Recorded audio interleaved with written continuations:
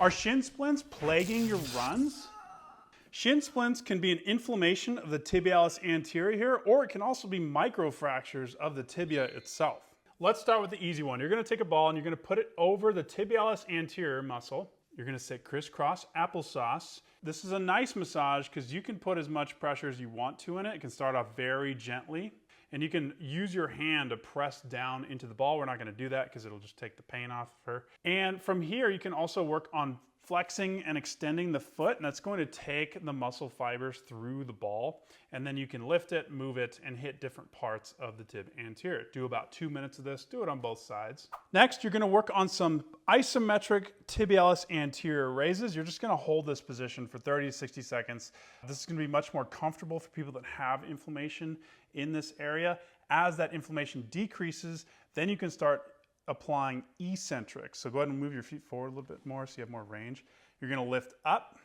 Good.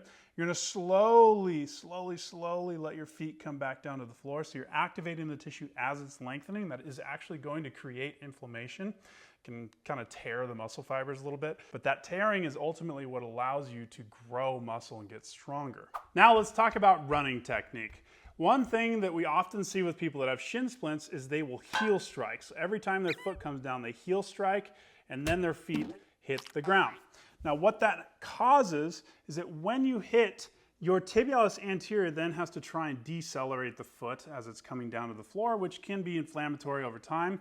Also, as you're hitting through the calcaneus, your heel, it's going to drive the force up through the tibia. So if you're getting some microfractures in the tibia, that could be a reason for it.